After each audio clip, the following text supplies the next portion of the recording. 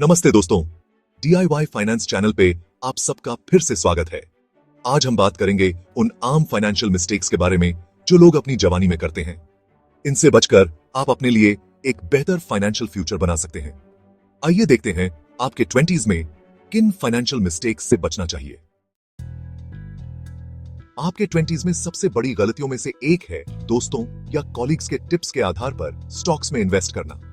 किसी hot stock tip पर jump करना टेम्पटिंग लग सकता है, लेकिन याद रखें, इन्वेस्टिंग कोई जल्दी अमीर बनने का तरीका नहीं है।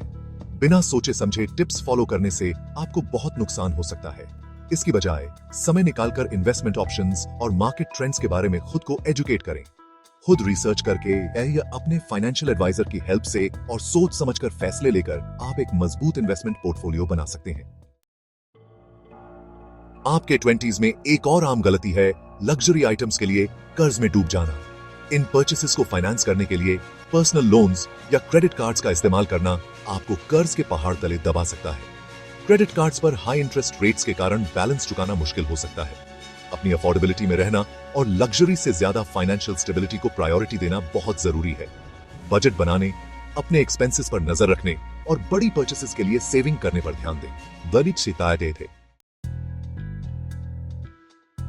सिर्फ इनकम टैक्स बचाने के लिए होम लोन लेना एक और फाइनेंशियल मिस्टेक है जिसके लॉन्ग टर्म कॉन्सिक्वेंसेस हो सकते हैं। होम लोन्स के साथ मंथली मॉर्गेज पेमेंट्स और मेंटेनेंस कॉस्ट्स जैसी बड़ी फाइनेंशियल कमिटमेंट्स आती हैं।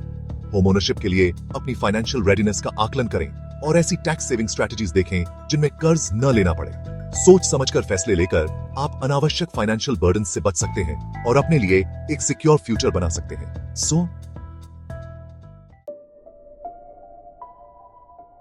अपने 20s में आप जो सबसे खतरनाक फाइनेंशियल हैबिट्स डाल सकते हैं उनमें से एक है अपने क्रेडिट कार्ड्स पर सिर्फ मिनिमम अमाउंट ड्यू चुकाना।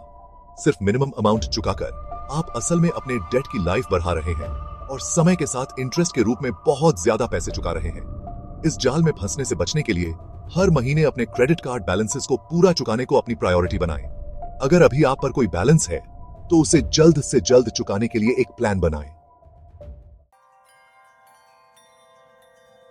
यह न जानना कि आपका पैसा कहां खर्च हो रहा है एक आम फाइनेंशियल मिस्टेक है जिससे ओवर स्पेंडिंग और फाइनेंशियल स्ट्रेस हो सकता है।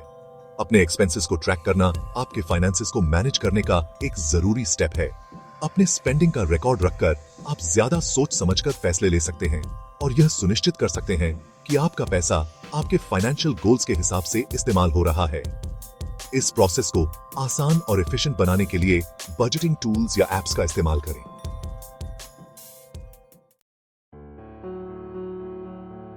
निवेश के लिए क्लियर कट ऑब्जेक्टिव्स और फाइनेंशियल गोल्स न होना एक ऐसी गलती है जो आपकी फाइनेंशियल प्रोग्रेस में बाधा बन सकती है।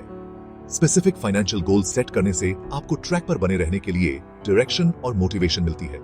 एक बार आपके क्लियर गोल्स हो जाएं, तो आप उन्हें अचीव करने के लिए एक प्लान बना सकते हैं। वेल डिफाइंड गोल्स होने से आप फोकस्ड और डिसिप्लिन्ड रहते हैं, जिससे शॉर्ट टर्म गेन्स के टेम्पटेशन का विरोध करना आसान हो जाता है।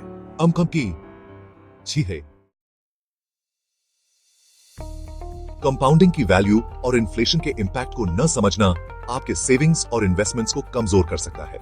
कंपाउंडिंग में रिटर्न्स अपने आप रिटर्न्स जनरेट करते हैं, जिससे एक्सपोनेंशियल ग्रोथ होती है। जल्दी और कंसिस्टेंटली इन्वेस्ट करके आप कंपाउंडिंग को मैक्सिमाइज कर सकते हैं। इन्फ्लेशन आपके पैसों की वैल्यू कम कर देता है, इसलिए उन एसेट्स में इन्वेस्ट करें जो इन्फ्लेशन से ज्यादा रिटर्न दें। इसलिए स्टॉक्स या रियल एस्टेट बहुत जरूरी है। यह मानना कि आपके बच्चे रिटायरमेंट के बाद आपका ख्याल रखेंगे एक फाइनेंशियल मिस्टेक है जो आपकी फ्यूचर सिक्योरिटी को खतरे में डाल सकता है। फाइनेंशियल सपोर्ट के लिए पूरी तरह से अपने बच्चों पर निर्भर रहना उन पर बहुत बड़ा बर्डन डाल सकता है। इसकी बजाय एक मजबूत रिटायरमेंट प्लान बनाने पर ध्यान दें, जिसमें सेविंग्स, इन्वेस्टमेंट्स और शायद एडिशनल इनकम स्ट्रीम्स शामिल हों। अपनी रिटायरमेंट की जिम्मेदारी खुद लेकर आप मन की शांति का आनंद ले सकते हैं और अपने बच्चों पर अनड्यू स्ट्रेस डालने से बच सकते हैं। अपनी रेगुलर इनकम के साथ साथ पैसिव या एडिशनल सोर्सेज ऑफ इनकम न बनाना एक फाइनेंशियल मिस्टेक है जो आपकी फाइनेंशियल ग्रोथ को सीमित कर सकता है। अपनी इनकम स्ट्रीम्स को डाइवर्सिफाई करने से फाइनेंशियल स्टेबिलिटी मिल सकती है और आपको अपने फाइनेंशियल गोल्स को तेजी से अचीव करने में मदद मिल सकती है। साइड हसल्स, फ्रीलांस वर्क या रेंटल प्रॉपर्टीज या डिविडेंड स्टॉक्स जैसे पैसिव इनकम अपॉर्चुनिटीज तलाशने पर विचार करें। अपनी इनकम के सोर्सेज को डाइवर्सिफाई करके आप अपनी फाइनेंशियल रेजिलियंस बढ़ा सकते हैं और ज्यादा फाइनेंशियल फ्रीडम का आनंद ले सकते हैं। अनरेगुलेटेड चिट फंड्स में इन्वेस्ट करना, खासकर इसलिए क्योंकि कोई रिश्तेदार एजेंट है, एक फाइनेंशियल मिस्टेक है जिससे बहुत बड़ा नुकसान हो सकता है। चिट फंड्स अक्सर फाइनेंशियल अथॉरिटीज द्वारा रेगुलेट नहीं किए जाते हैं, जिससे वे रिस्की होते हैं और उनमें फ्रॉड का खतरा रहता है। इसकी बजाय म्यूचुअल फंड्स, स्टॉक्स या बॉन्ड्स जैसे रेगुलेटेड इन्वेस्टमेंट ऑप्शंस पर ध्यान दें, जो ट्रांसपेरेंसी और इन्वेस्टर प्रोटेक्शन प्रदान करते हैं। रेप्यूटेबल इन्वेस्टमेंट व्हीकल्स चुनकर आप अपने पैसों को सुरक्षित रख सकते हैं और बिना किसी अनावश्यक रिस्क के अपने फाइनेंशियल गोल्स को अचीव करने की दिशा में काम कर सकते हैं। इन्वेस्ट करने के लिए सही समय का इंतजार करना एक आम गलती है, जिससे अपॉर्चुनिटीज मिस हो सकती हैं। सक्सेसफुल इन्वेस्टिंग की कुंजी मार्केट में समय लगाना है, न कि मार्केट का समय देखना। जल्दी शुरू करके और कंसिस्टेंटली इन्वेस्ट करके आप मार्केट के लॉन्ग टर्म अपवर्ड ट्रेंड का फायदा उठा सकते हैं। मार्केट मूवमेंट्स को प्रिडिक्ट करने की कोशिश करने के बजाय एक डाइवर्सिफाइड इन्वेस्टमेंट पोर्टफोलियो बनाने और रेगुलर इन्वेस्टमेंट स्केड्यूल पर टिके रहने पर ध्यान दें। पेनी स्टॉक्स में सिर्फ इसलिए इन्वेस्ट करना क्योंकि वे बहुत कम कीमत पर उपलब्ध हैं और मल्टीबैगर रिटर्न्स की उम्मीद करना एक रिस्की फाइनेंशियल मिस्टेक है। पेनी स्टॉक्स अक्सर मैनिपुलेशन और फ्रॉड का शिकार होते हैं। स्ट्रॉन्ग फंडामेंटल्स वाली एस्टैब्लिश्ड कंपनीज में इन्वेस्ट करने पर ध्यान दें। लार्ज कैप, मिड कैप और स्मॉल कैप स्टॉक्स के मिक्स को शामिल करने के लिए अपने पोर्टफोलियो को डाइवर्सिफाई करें। रिस्क कम करने और एक रिलायबल पोर्टफोलियो बनाने के लिए पेनी स्टॉक्स से बचें और अपने फाइनेंशियल एडवाइजर की हेल्प लें।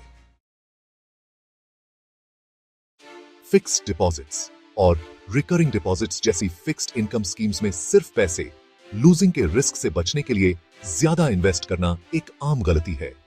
फिक्स्ड इनकम स्कीम्स पर ज्यादा निर्भरता के कारण हायर ग्रोथ के अपॉर्चुनिटीज मिस हो सकते हैं। लॉन्ग टर्म फाइनेंशियल गोल्स को अचीव करने के लिए अपने इन्वेस्टमेंट पोर्टफोलियो को डाइवर्सिफाई करके रिस्क और रिटर्न को बैलेंस करना जरूरी है। अपनी रिस्क टॉलरेंस और इन्वेस्टमेंट होराइजन को समझकर आप एक बैलेंस्ड पोर्टफोलियो बना सकते हैं जो आपके फाइनेंशियल ऑब्जेक्टिव्स के साथ अलाइन हो। अपनी इनकम या सैलरी में वृद्धि होने पर अपने एक्सपेंसेस को बरहाना लाइफस्टाइल इन्फ्लेशन के रूप में जाना जाने वाला एक फाइनेंशियल मिस्टेक है। लाइफस्टाइल इन्फ्लेशन एक ऐसा साइकिल क्रिएट कर सकता है जहां आपके एक्सपेंसेस आपकी इनकम के साथ बढ़ते जाते हैं, जिससे आपके पास बचत बहुत कम या बिल्कुल नहीं बचती है। इस जाल से बचने के लिए कंसिस्टेंट लाइफस्टाइल बनाए रखना और अपनी बढ़ी हुई इनकम के एक हिस्से को सेविंग और इन्वेस्टिंग करने को प्रायोरिटी देना जरूरी है। अपने स्पेंडिंग को कंट्रोल करके और वेल्थ बनाने पर ध्यान केंद्रित करके आप फाइनेंशियल सिक्योरिटी का आनंद ले सकते हैं और अपने लॉन्ग टर्म गोल्स को अचीव कर सकते हैं। अपने परिवार को स्टॉक्स, लाइफ इंश्योरेंस और दूसरे फाइनेंशियल मैटर्स में अपने इन्वेस्टमेंट्स के बारे में नहीं बताना मुश्किल समय में कंफ्यूजन और स्ट्रेस पैदा कर सकता है। फाइनेंशियल ट्रांसपेरेंसी यह सुनिश्चित करती है कि आपके प्रियजनों को आपकी फाइनेंशियल सिचुएशन के बारे में पता हो। अपनी फाइनेंशियल एसेट्स का एक कॉम्प्रिहेंसिव रिकॉर्ड और एडवाइजर्स के लिए कॉन्टैक्ट इंफॉर्मेशन क्रिएट करें। अपने परिवार की फाइनेंशियल वेल-बीइंग की रक्षा के लिए ट्रांसपेरेंसी को बढ़ावा दें। कम से कम 6 महीने के एक्सपेंसेस का इमरजेंसी फंड न होना एक बड़ी फाइनेंशियल मिस्टेक है। यह जॉब लॉस या मेडिकल इमरजेंसीज जैसी अनएक्सपेक्टेड इवेंट्स के लिए एक सेफ्टी नेट का काम करता है। हर महीने अपनी इनकम का एक हिस्सा अलग रखकर अपना फंड बनाएं। एक इमरजेंसी फंड मन की शांति और फाइनेंशियल सिक्योरिटी प्रदान करता है। अपने पोर्टफोलियो को डाइवर्सिफाई करने में विफल रहना और केवल एक या दो तरह की स्कीम्स में इन्वेस्ट करना एक फाइनेंशियल मिस्टेक है जो आपको अनावश्यक रिस्क में डाल सकता है। डाइवर्सिफिकेशन इन्वेस्टिंग का एक की प्रिंसिपल है जिसमें रिस्क को कम करने और रिटर्न्स को बढ़ाने के लिए अलग अलग एसेट क्लासेस में अपने इन्वेस्टमेंट्स को फैलाना शामिल है। यह सुनिश्चित करने के लिए कि आपके इन्वेस्टमेंट्स आपके ऑब्जेक्टिव्स के साथ अलाइंड हैं, उनका रेगुलरली रिव्यू करें और रीबैलेंस करें। अपने पोर्टफोलियो को डाइवर्सिफाई करके आप रिस्क को अधिक इफेक्टिवली मैनेज कर सकते हैं और अपने लॉन्ग टर्म फाइनेंशियल गोल्स को अचीव करने की दिशा में काम कर सकते हैं। जल्दी इन्वेस्ट करना शुरू न करना और अपनी सारी इनकम खर्च कर देना एक आम गलती है। जितनी जल्दी आप शुरुआत करेंगे, आपके पैसों को ग्रो होने के लिए उतना ही ज्यादा समय मिलेगा। एक मजबूत फाइनेंशियल फाउंडेशन बनाने के लिए स्पेंडिंग से ज्यादा इन्वेस्टिंग को प्रायोरिटी दें। इन्वेस्टमेंट्स के लिए एक बजट बनाएं और कंट्रीब्यूशंस को ऑटोमेट करें। जल्दी शुरुआत करें और डिसिप्लिन रहें अपने फ्यूचर को सिक्योर करने के लिए। शॉर्ट टर्म गोल्स जैसे कि कार खरीदना या परिवार के किसी सदस्य की शादी के लिए पैसे देने के लिए अपने रिटायरमेंट फंड से पैसे निकालना एक फाइनेंशियल मिस्टेक है जिसके लॉन्ग टर्म कॉन्सिक्वेंसेस हो सकते हैं। रिटायरमेंट फंड्स आपके बुढ़ापे में फाइनेंशियल सिक्योरिटी प्रोवाइड करने के लिए होते हैं और अर्ली विथड्रॉल्स आपके फ्यूचर को खतरे में डाल सकते हैं। अगर आपने हमारे चैनल को सब्सक्राइब नहीं किया है तो अभी कर ले, जिससे कि आपको आगे भी ऐसे ही टिप्स मिलती रहे। और हाँ, नोटिफिकेशन बेल आइकन को प्रेस करना न भूलें।